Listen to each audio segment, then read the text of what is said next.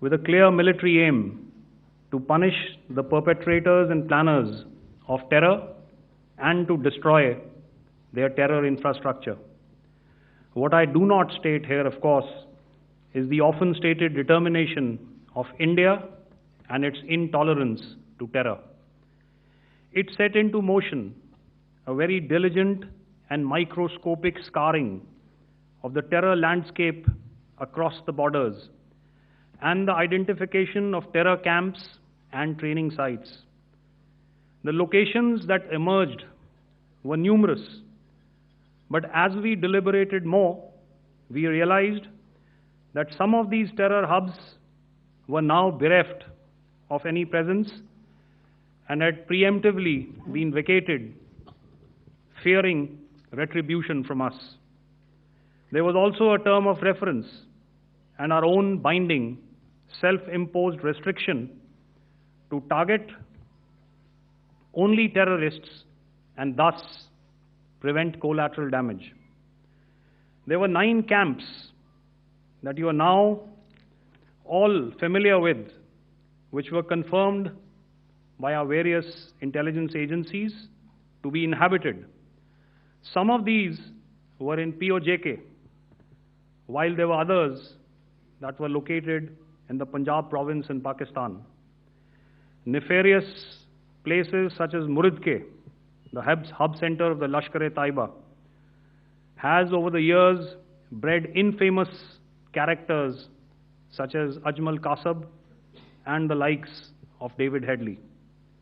What followed was a careful scrutiny of each of these sinister locations, their layout, configuration, even the type of construction in each structure, and the terrain obtained around these. This was with an obvious intent to deduce and identify the exact vector that was required for their neutralization, as also the eyes in the sky that we would send up to ensure that we brought back evidence that we had indeed targeted what we set out to. The precise images of these engagements on that fateful and historical night have already been showcased during the first press statement on the 7th of May that was helmed by our Foreign Secretary. I have no doubt in my mind that we achieved total surprise, and those strikes across those 9 terror hubs left more than 100 terrorists killed, including high-value targets such as Yusuf Azhar, Abdul Malik Rauf, and Mudassir Ahmed, that were involved in the hijack of IC-814 and the Pulwama blast. The line of control was also violated soon after by Pakistan, and the erratic and rattled response of our enemy was apparent from the number of civilians, inhabited villages, and religious sites such as Gurudwaras that were unfortunately hit by them, leading to a sad loss of lives. The Indian Air Force played a major part in these strikes by engaging some of these camps, and the Indian Navy provided wherewithal in terms of precision munitions. The Indian Air Force obviously had their assets up in the sky, and I will here request Air Marshal Bharti, the Director General of Air Operations, to detail for you the methodology that the men in blue adopted to successfully manifest this mission. Thank you, Rajiv. A very good evening, ladies and gentlemen. It indeed is a difficult time that we have to come here like this and brief you. We could have done without this, but we had no choice. As the DGMO has detailed, the event was precipitated by the dastardly act at Pahalgam. The sequence of events have already been detailed. We carefully selected the targets, and out of the 9 selected targets, the target systems that were given to the Indian Air Force were the notorious training camps at Bhavalpur and Muridke, these being further from the international boundary. Through critical target system analysis, we analyzed what was to be done to annihilate these targets and plan to engage these targets with precision air-to-surface guided munitions so as to avoid collateral damage. The modalities of planning process I will not go through at this instant. However, what I would like to show you is the results that we achieved through our targeted airstrikes. Could I have the second slide, please?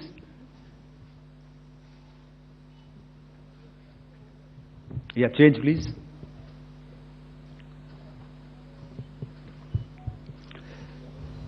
Okay. This is what the terror infra at Muridke looks like. If you see, north is as indicated, and to the right is east, where the international boundary lies. Could we have the next slide, please?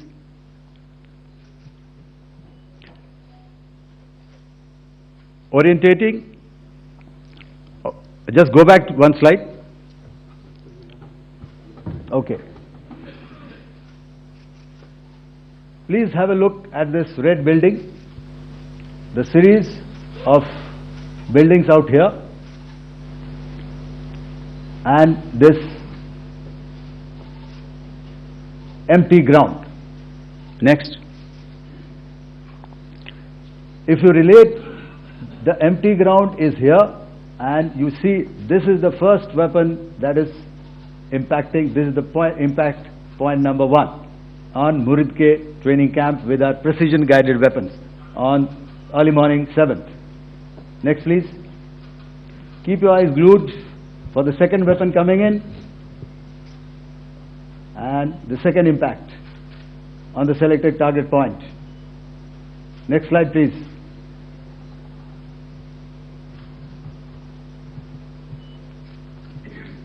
Third weapon, third impact.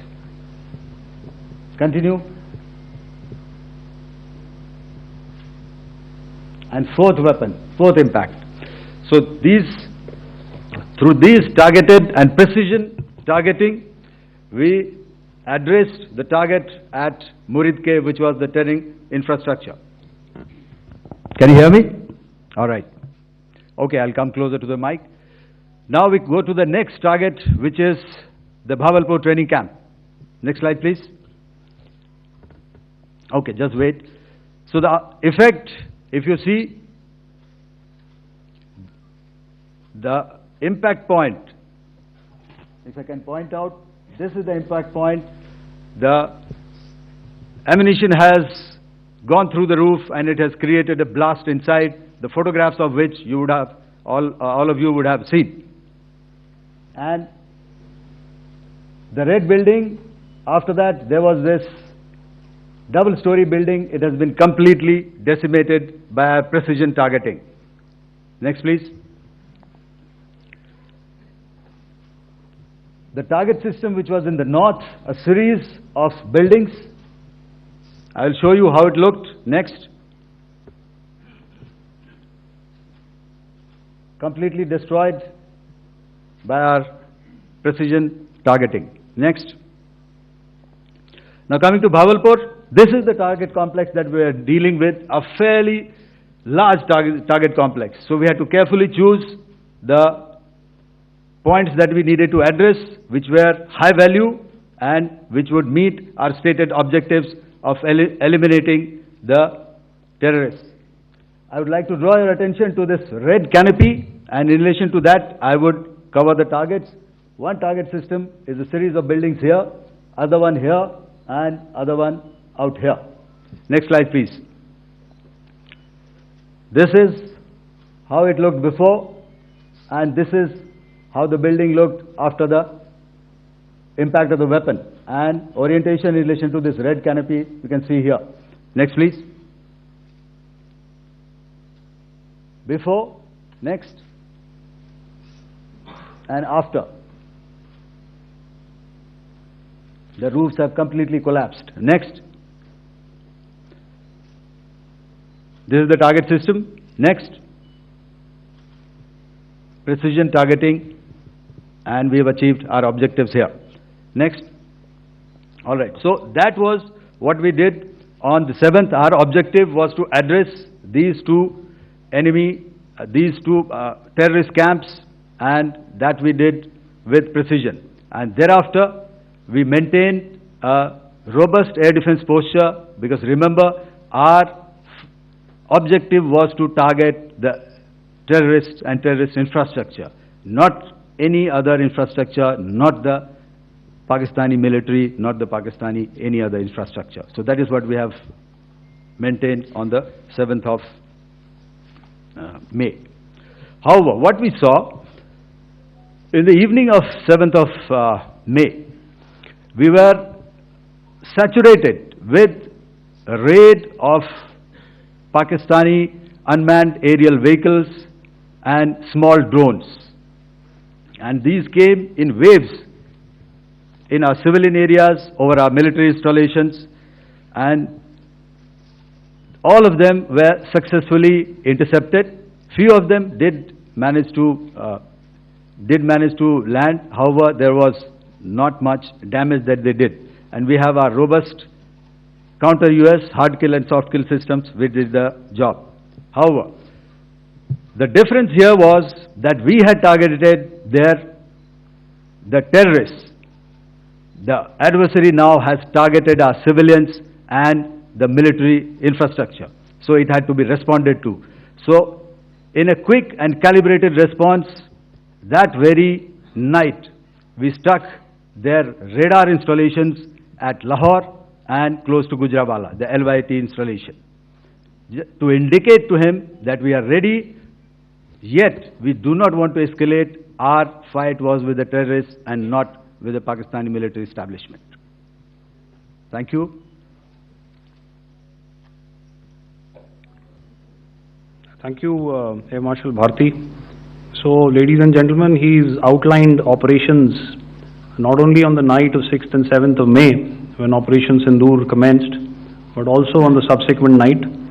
Being well aware and familiar with the congenital and impulsive nature of our adversary, and even though we did attempt to reach out and communicate our compulsions to strike at the heart of terror to my counterpart in the immediate wake of Operation Sindoor, the request was brusquely turned down,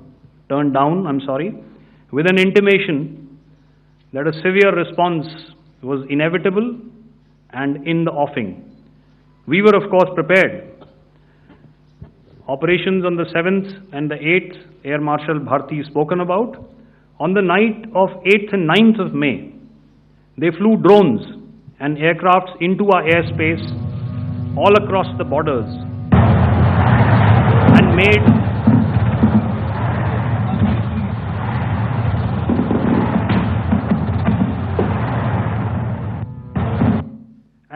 largely unsuccessful attempts to target numerous military infrastructure.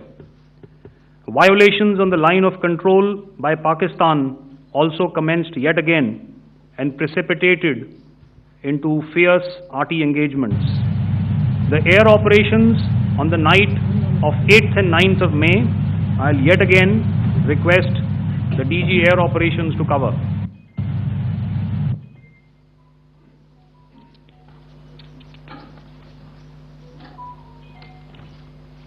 So I just covered what happened on the night of 7th and 8th. What we found that on the night of 8th and 9th, starting as early as 22:30 hours, our cities had a mass raid of drones, unmanned aerial vehicles, UCAVs, starting right from Srinagar, going down right up to Nalia. It was a mass raid in waves, and it was relentless. However, we were prepared, and our air defense preparedness ensured that there is no damage on ground or to any of the intended targets that the enemy might have planned for. The difference between 7th night and 8th night was that on 7th night, he sent in his Jihad class of UAVs. However, these UAVs can go some distance, they are armed.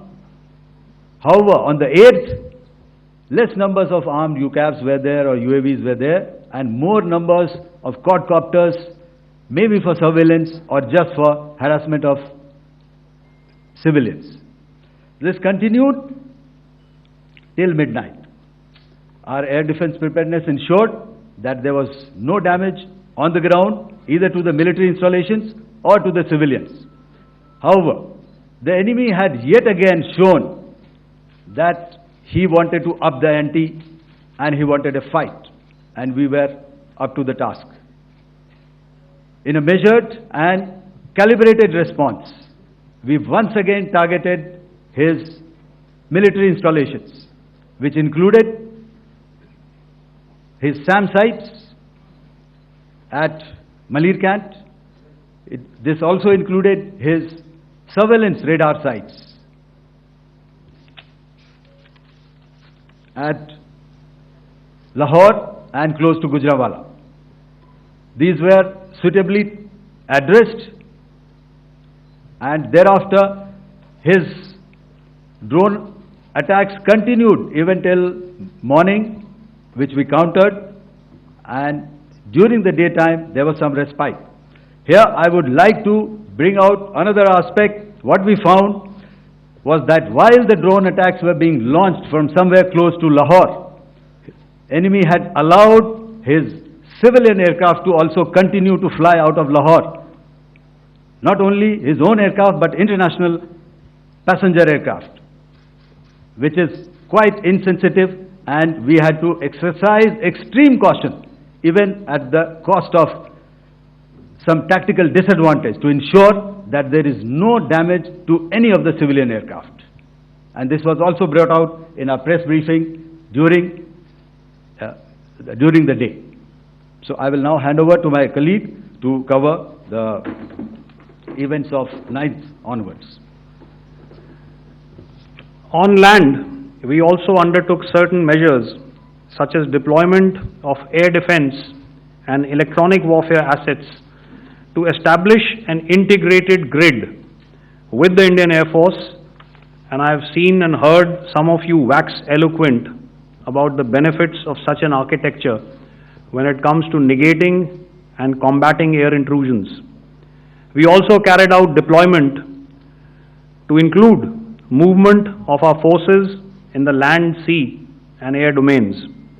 The night of the 9th and the 10th of May saw similar intrusions by drones and aircrafts, and this time there was a concerted effort to target airfields and some very, very important logistic installations, albeit yet again unsuccessful and denied gallantly and efficiently, I must say, by the integrated Indian Air Force and Indian Army Air Defense.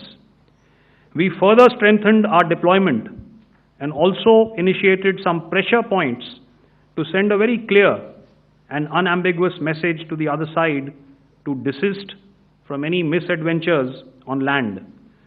Some of the airfields and dumps saw repeated attacks in waves from the air. All were thwarted. The Pakistan Army has reported to have lost approximately 35 to 40 personnel in artillery and small arms firing on the line of control between the 7th and the 10th of May. What the other side had probably also not reckoned with was the speedy and precise turnaround and hit back by the Indian Air Force. And I will yet again ask Air Marshal Bharti to speak about these significant and game-changing strikes. I will thereafter request Vice Admiral Pramod, my colleague and Director General of Naval Operations, to tell us about some very telling naval maneuvers in the Arabian Sea that exerted pressure on the night of 9th and 10th of May. Over to you, sir. Thank you. Commencing about 2000 hours, that is 8 p.m. local time, on 8th of May, several Pakistani unmanned aerial systems, drones, combat vehicles attacked multiple IF bases. These included Jammu, Udhampur, Pathankot, Amritsar, Bhatinda, Nal, Dalhousie, Thois, Jaisalmer, Uttarlai, Falodi, Nalia.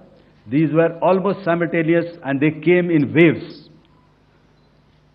All our AD guns and other systems were waiting for them. All these waves were neutralized by our trained crew using the air defense systems that they have, and also some of them were utilized using our legacy systems like Pechoras and IF Summer, which we have recently acquired. And some were neutralized by the Garud snipers. There was no damage on ground from these incursions and these mass raids, if I could call them, from the Pakistani side. However, following these relentless attacks on our air bases, on our forward positions, and on our civilian targets, this was time to convey some message to our adversaries. And therefore, a decision was taken to strike where it would hurt. And towards that, in a swift, coordinated, calibrated attack, we struck his air bases, command centers, military infrastructure, air defense systems across the entire Western Front. The bases we struck include Chaklala, Rafiki, and mind you, Chaklala is Islamabad. Rahim Yar Khan, Sakar, sending a clear message that aggression will not be tolerated. This was followed by strikes at Sargoda, Bholari, Jacobabad. We also struck the C2 centers at Murid, the UAE complex at Murid, Rafiki, radar at Chunia, which I will show you, Rahim Yar Khan airfield, and the unmanned combat aerial vehicle hangar at Sakar. I would like to reiterate here that we have the capability to target every system at these bases and more. However, it was only a measured response to instill good wisdom to our adversary to refrain from further escalation. IF's response was directed only at military installations, avoiding civilian and collateral damage. I would now like to show you some of the effects that have been achieved as a result of our air operation.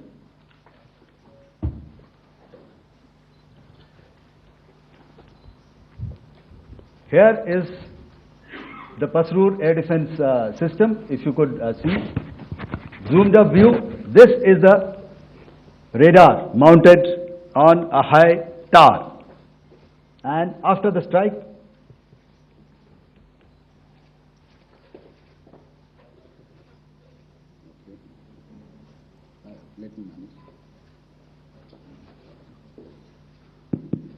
thank you.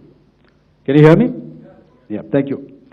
And after the strike, this is what has happened. This radar has been taken out, completely burnt. Next slide, please.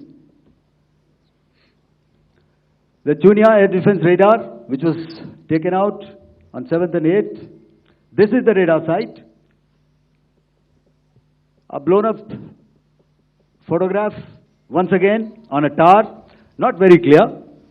But what you see very clearly is the after effect after we have struck. The radar head has been completely decapitated. Next slide, please. Arifwala air defense radar. In this complex, you see how it looked before, blown up image, and after, really blown up. Next. Now coming to Sargodha airfield. Remember, this is one of their important airfields wherein they have a lot of assets, F-16s, other assets which they keep getting, training institutes. And we have stuck this airfield. It is not, if you zoom in here, then one impact point here on the runway and second impact point of our weapon, precision weapon on the runway. And if you see this blown up, repairing going on. Same here. Next. Raimiar Khan. This is the area we have struck. A deep strike out here and one complex here. So this is how it looked before, and the same, you see a big crater, another crater here, and this complex, after strike, neutralized. Next. Chaklala airfield, Noor Khan, once again a major air base, a lot of their logistic assets out here. This was the chosen complex that we intended to strike and convey a message. Next slide, please. This is how it looked before, and this is how it looked after our strike. Next. Sakar. We chose the radar site at Sakar. This is the radar site, and after it was struck, this is the aftermath, completely burnt out. Next, please. Aircraft shelter. This is how it looked before the strike, and this is how it looked after the strike. The roof of the buildings completely caved in and burnt. Next. Bihari airfield, aircraft hangar. This is how it looked before, and this is how it looked after the precision strike. Next. Jacobabad, aircraft hangar, and this is how it looked after. Next. So what I'm trying to convey here, ladies and gentlemen, is to start with, our fight was neither with the Pakistani military nor with anybody else who's there on the other side. Our fight was with the terrorists. We neutralized the terrorists that we selected to be neutralized, and thereafter, we only maintained the air defense posture. However, we were relentlessly pounded by waves after waves, night after night, by his UCAVs, by his drones, and by his other unmanned aerial systems. And that left us with no choice but to retaliate, and yet our retaliation was calibrated, it was graduated, and it was proportionate. Thank you.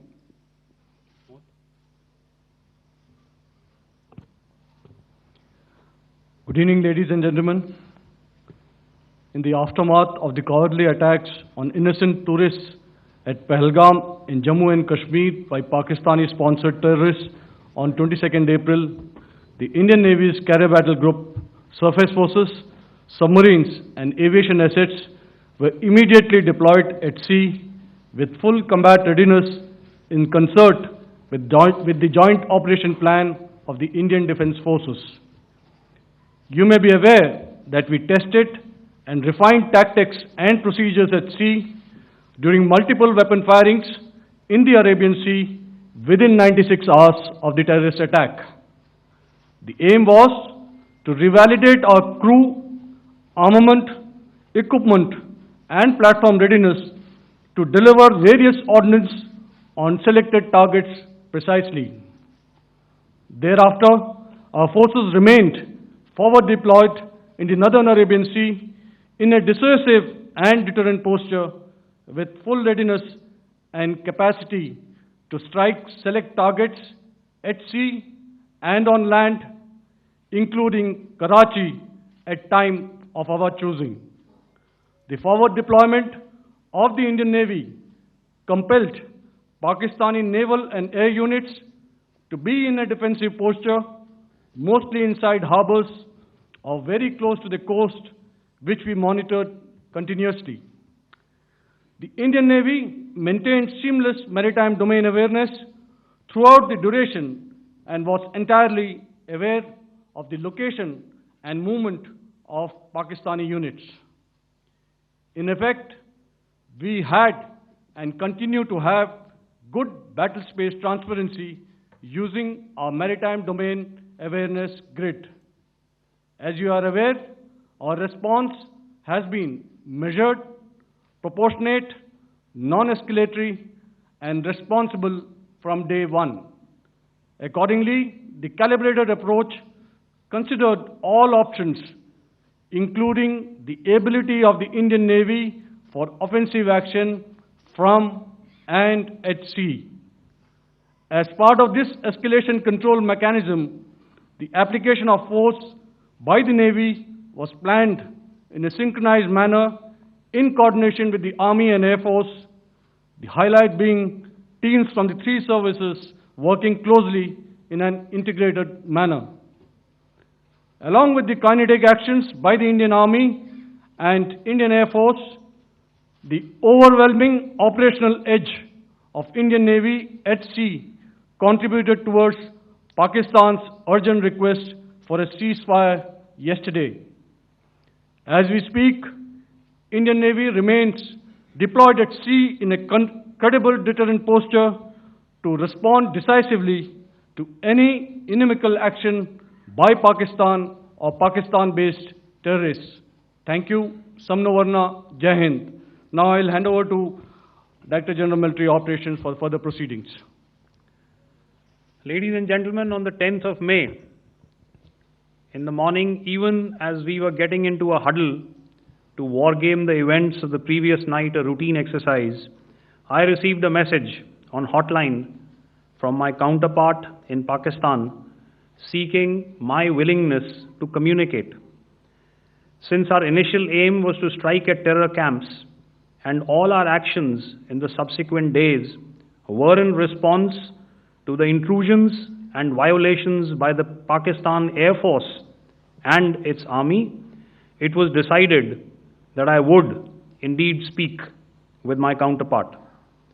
You are already aware, I've seen it being covered on national television, that my communication with the Pak DGMO was conducted at 15:35 hours yesterday and resulted in cessation of cross-border firing and air intrusions by either side with effect from 1700 hours, 10th of May, after he proposed that we cease hostilities. We also decided to further speak on the 12th of May, that's tomorrow, at 1200 hours, to discuss the modalities that would enable the longevity of this understanding. However, disappointingly, and must I add, expectedly, it took only a couple of hours for the Pakistan Army to violate these arrangements by cross-border and across the line of control firing, followed by drone intrusions across the expanse of the Western Front, through last night and in the early hours of the morning today. These violations were responded to robustly and dealt with as they must be. We have earlier today sent another hotline message to my counterpart highlighting these violations of the understanding between the DGMOs on the 10th of May and our firm and clear intent to respond to these fiercely and punitively, if repeated tonight, subsequently, or later.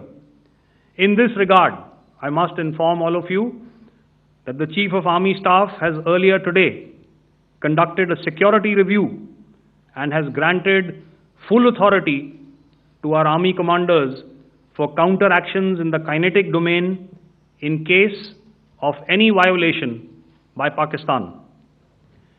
In the end, I pay my solemn homage to my 5 fallen colleagues and brothers from the armed forces and civilians who have tragically lost their lives in Operation Sindoor. Our hearts go out to the bereaved families, and we express our solidarity to them in this lifetime and beyond, at this grave juncture in their lives. Their sacrifices shall always be remembered and spoken of in glowing terms by a grateful nation. We have thus far, ladies and gentlemen, exercised, and my colleague Pramod highlighted this, immense restraint, and our actions have been focused, measured, and non-escalatory. However, any threat to the sovereignty, territorial integrity, and safety of our citizens will be met with decisive force. Jai Hind. Okay, ladies and gentlemen, we are now open for questions. All right, now, since I would not know all of you, I would expect you to please raise the placard or your hand, and once I indicate, I expect you to please give out your name and the media group that you belong to. Keep your questions short so that we can take as many questions as possible. Also, ladies and gentlemen, kindly bear in mind that confidential aspects may not be answered by the 3 DGMOs. Right.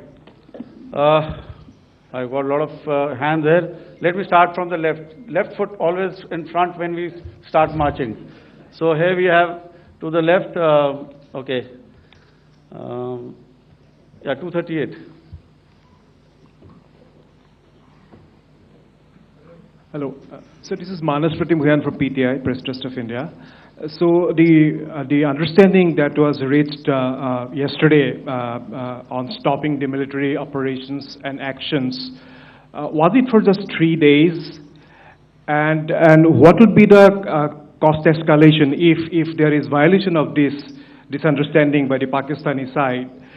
And my subsequent question would be that we have a kind of ceasefire agreement with Pakistan that was finalized in 2003. So will there be some kind of similarities in frameworks between the two kind of understandings, 2003 ceasefire agreement and the current understanding on stopping military operations? And again, what are the costs that will be incurring on Pakistan if Pakistan again resorts to this kind of terrorist activities, because we have made it very clear that the cost will be very high. So I would like to have your thoughts on it.